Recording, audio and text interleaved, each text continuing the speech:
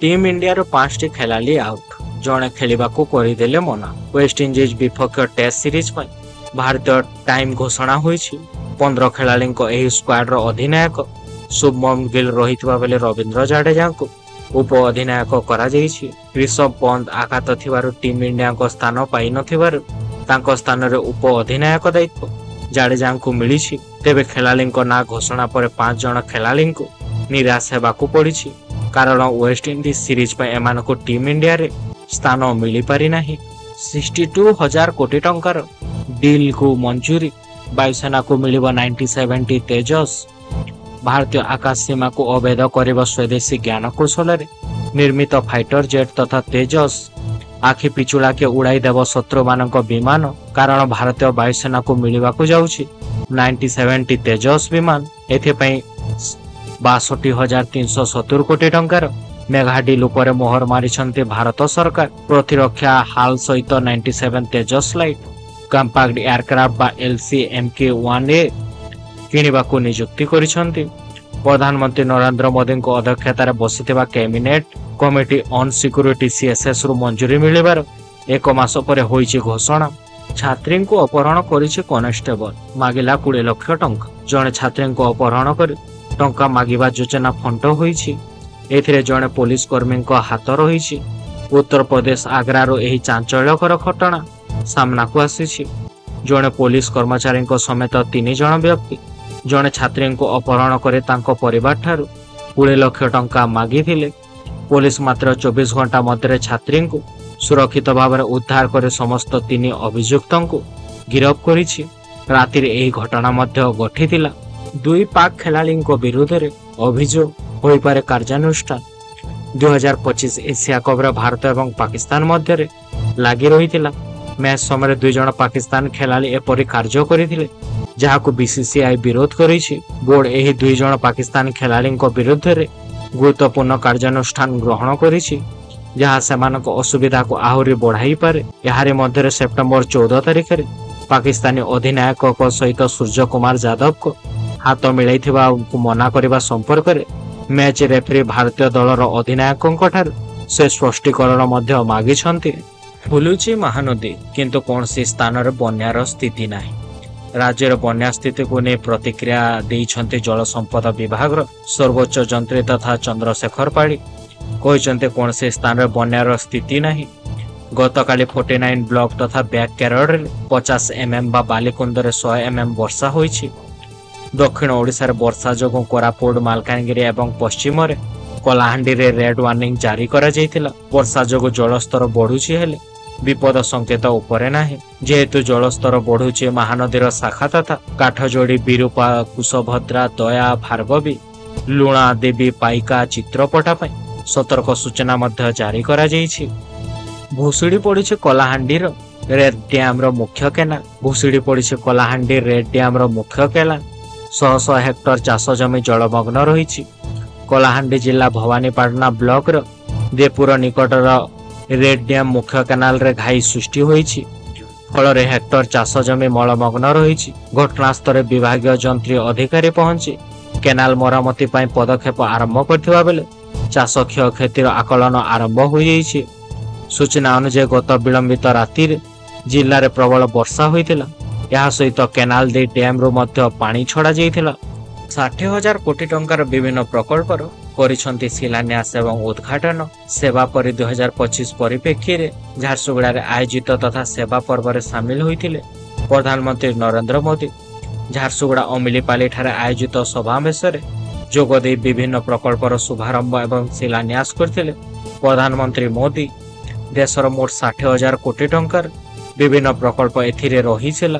दूरसंचार रेलवे उच्च शिक्षा स्वास्थ्य सेवा दक्षता विकास एवं ग्रामीण गृह निर्माण समेत विभिन्न क्षेत्र सहित जड़ित विभिन्न प्रकल्पर शिलान्यास एवं उद्घाटन करथिले। राजधानी रे सरकारी जगह को नीलाम रो घटना।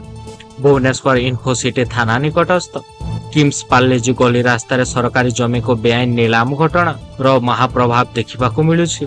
मंत्री बीएमसी पर्यंत तनाघना पर मुह खोली भाइराल होइथबा वीडियो रे थिबा लोक माने सरकारी जगह को किणा बिका कि हड़प करा जाय नाही बोली ସ୍ପଷ୍ଟୀକରଣ ଦେଇଛନ୍ତି ଉଠା ଦୋକାନୀ। ଉଚ୍ଛେଦ ପରେ ବିଏମ୍ସି ସହିତ ଆଲୋଚନା କରି ଦୋକାନ ପାଇବାକୁ ମଧ୍ୟ ଯୋଜନା କରାଯାଉଛି।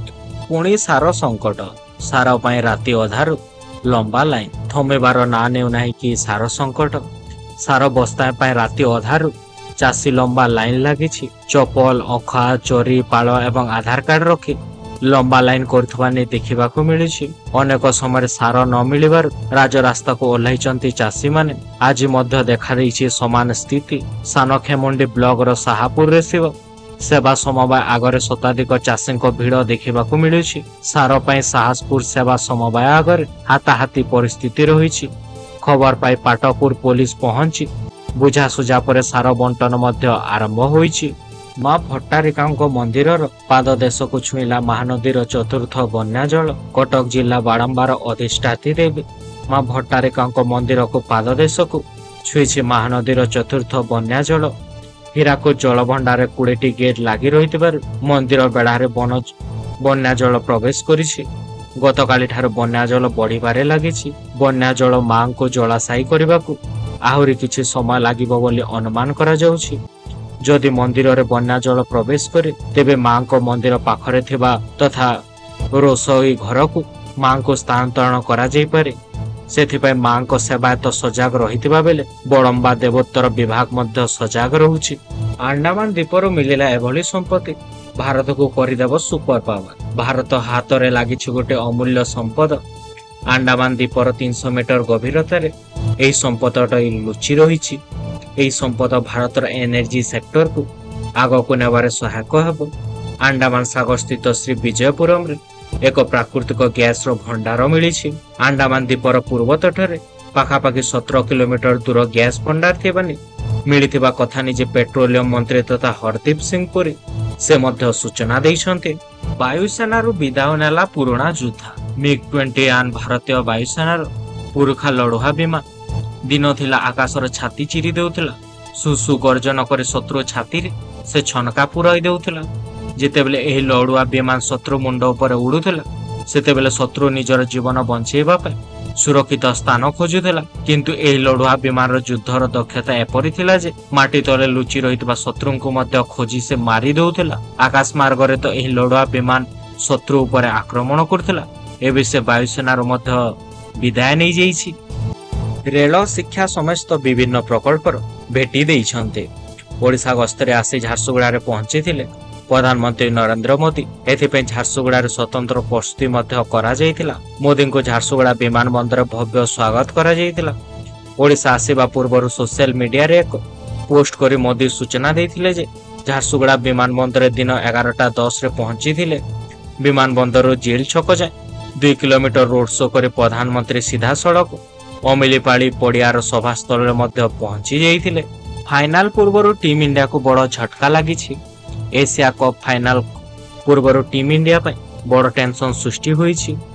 କ୍ୟାମ୍ପ ସମସ୍ୟାରେ ଯୋଡୁଛନ୍ତି କିଛି ଖେଳାଳି।